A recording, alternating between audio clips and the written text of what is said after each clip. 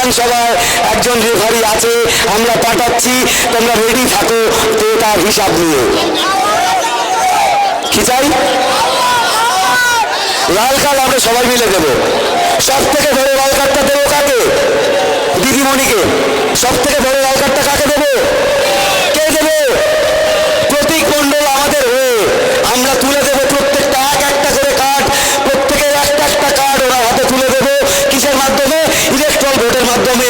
এবং সেই প্রতিটা কার্ড যখন এক জায়গায় হবে, কত বড় কার্ড হবে, কত বড় কার্ড হবে। শুনেছি ভাইপোর বাড়ি নাকি একটা 1 কোটি টাকা দামে ঝাড় আছে, সেটা ঠিক করতে টেন্ডার দেওয়া হয়, জানেন কি আপনারা? আর আমরা প্রতীক বাবুর হাতে যে কার্ড দেব, সেই কার্ড আর কখনো সারাইও হবে না, ভাঙবেও না, একবার ঢুকে গেলে আর বেরোবে না। মানে উত্তম কুমারের একটা কথা কদিন আগে বলছেন না একজন বক্তা, উত্তম কুমারের একটা সিনেমা আছে ধন্যী মেয়ে, জানেন আপনারা? ধন্যী মেয়ে সিনেমার একটা বিখ্যাত ডায়লগ, আমি তোমার জীবনের গোলে যে বল ঢুকিয়ে দিলাম, তুমি চেষ্টা করলেও বের করতে পারবা না। কি বলতে? বলতে তোমার জীবনের গোলে যে বল ঢুকিয়ে দিলাম, তুমি চেষ্টা করলেও তারা আর বের করতে পারবা না। মমতা বন্দ্যোপাধ্যায় এই কদিন আগেই সভা করে গেলেন। আমি জানি না তাদের সভায় মানুষের আগমনের জন্য এই স্বতঃস্ফূর্ততা কেউ দেখেছিলেন কিনা। যাই হোক, আমি কতগুলো বিষয় একটু বলে দেওয়ার জন্য আমি মূলত বলতে চাই। এসআইআর প্রথম দিন থেকে আমাদের ভাইজান বলেছিলেন আমরা হতে দেব না, তিনি এখনো লড়ছেন। সুপ্রিম কোর্টে আমার ভাইজান যে মামলা করেছে, সেই মামলার নম্বর আপনারা জেনে রাখুন, 68938। That is the number for serve the people of our West Bengal from SIR. SIR এ যদি শুভেন্দু অধিকারীর মা বাংলাদেশি হওয়া সত্ত্বেও আমার বাংলায় ভোট দিতে পারে, তাহলে আমরা প্রত্যেকে সে ভোট দেব। যদি শুভেন্দু দিতে না পারে, তাহলে আমরাও দেব না। 2, সাম্প্রদায়িকের কথা বলছেন না, সাম্প্রদায়িকতায় একটা বিশেষ বিষয় বলে দিই। কিছুদিন আগে ঝুপখালি জামে মসজিদে পীরজাদা নাজমুল হাসান হাসনাত সিদ্দিকী, জানেন কি, তাকে সভা করতে দেওয়া হয়নি, করতে দেয়নি বিজেপি। কার তারায়? আমার রাজ্য সরকার টিএমসির তারায়। টিএমসির তখন সভাপতি ছিলেন হাজি সিদ্দিক মোল্লা। ওনার সভা ভাঙতে হয়েছিল, জানেন কি? এই সাম্প্রদায়িকতা ভাঙবো, আমরা সভা করব, আমরা পুজো করব, সাম্প্রদায়িকতাকে দূর করব। সাম্প্রদায়িকতাকে জন্ম দিয়েছে বিজেপি, আর লালন পালন করেছে এই টিএমসি সরকার। পিপল প্রোটেকশন অ্যাক্টে এসআইআর হচ্ছে, তাহলে মানুষের কেন ডিটেনশন ক্যাম্পে যেতে হবে? আরো একটা জিনিস জেনে রাখুন, রাজ্য সরকার বলছে না যে আমাদেরকে অ্যাপিলে যেতে হবে। অ্যাপিলে যাবেন কোথায়? সবাই ভাবছে বোধহয় এসডিও বা ডিএম এর কাছে। আপনারা জানেন না হয়তো, রাজ্য সরকার জোকাতে একটা ব্যবস্থা করছে 19টা বোর্ড দিয়ে। তাহলে যে লোকটার বাড়ি দার্জিলিং বা যার বাড়ি আমার দক্ষিণ 24 পরগনার শেষ সীমানায়, সে কি করে জোকায় পৌঁছাবে? আমরা ভোট দেব না। যদি ভোট দিতে পারি সবাই দেব, না দিলে ভোট দেব না।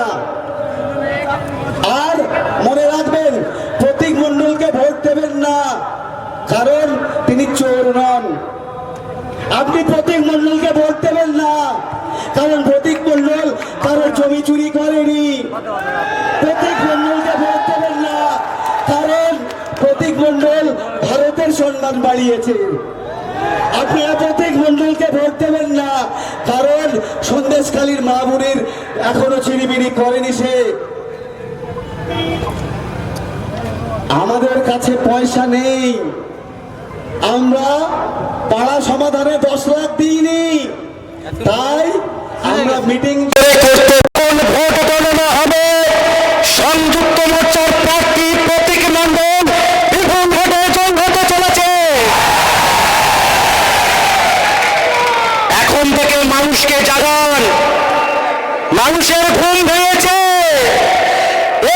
তাকে ভাঙিয়ে আগামী 29-এ ভোটের বাক্সে ফেলতে হবে। আগে দেখতেন লিখত সততার প্রতীক, ওরা বলতো সামনে কারা তৃণমূল, পিছনে কারা তৃণমূল, আসছে কারা তৃণমূল। এখন লোকে বলে সামনে কারা গরু চোর, সামনে কারা কয়লা চোর, সামনে কারা ঘরের টাকা মারা চোর। সমস্ত কিছুর জন্য থেকে মৃত্যু পর্যন্ত সবই চুরি খাচ্ছে, সবই উন্নয়নের টাকা কেড়ে খাচ্ছে না। লড়াই হবে তো, লড়তে হবে। এলাকার মানুষকে শান্তি ফিরিয়ে আনতে হবে। এলাকার মানুষের যে বিভক্ত সাম্প্রদায়িকতার তাকে মুক্ত করতে হবে আমাদের। সেই জন্য নতুন খেলা আসবে, সামনে এসে গেছে। আর কয়েকদিন পরে সেটিং খেলা হবে। আরে আমরা কথা বলছি না, বিজেপির রাজ্যসভার সভাপতি বলছে তৃণমূলকে তো জন্ম দিয়েছি আমরা, এ কথা বলেছে তো, বলেছে। আরো কংগ্রেসের গর্ভ যন্ত্রণা থেকে তৃণমূলকে সেদিন আমরাই মুক্ত করে জন্ম দিয়েছি। সেদিন কে কে ছিল বলেছে, বলেছিল এলকে আদবানি আরএসএস এর নেতা, তিনি ছিলেন। আর আজকের দিনে দাঁড়িয়ে ওই যে পূর্ব মেদিনীপুরের এখন বিজেপির এমপি কি নাম, অভিজিৎ গাঙ্গুলি, বিচার ছেড়ে দিয়ে তিনি এসছেন, জনতার আদালতে এসেছিলেন। ভেবেছিলেন বিজেপি তৃণমূলের সব চোরকে জেলের মধ্যে ঢুকাবে, না ঢুকায়নি। তিনি খুব মর্মাহত হয়েছেন। তিনি বলেছেন কোথাও যেন তৃণমূল আর বিজেপি সেটিং খেলা চলছে। সেই জন্য কয়লা চোর থেকে গরু চোর, সমস্ত কিছু চুরি, খাদ্য রেশন চুরি, সমস্ত চুরি, সমস্ত থেকে মুক্ত করে দিচ্ছে। কারা করে দিচ্ছে? আমরা লড়াই করছি, বিকাশ মোর্চা যে লড়াই করছে। আর বাবার দিক থেকে তৃণমূলের নেতারা জ্যোতির্প্রিয় মল্লিক, পার্থ থেকে শুরু করে সবাই ছাড়া পেয়ে যাচ্ছে। সেটিং দেখতে পাচ্ছেন না, বান্ধবীর খাটের তলা থেকে টাকা পাচ্ছে, মুক্ত হয়ে যাচ্ছে। আর মানুষ এসআইআর নিয়ে আন্দোলন করবে, তাকে জেলে ঢুকানো হচ্ছে। এই অবস্থা তৃণমূল আর বিজেপি।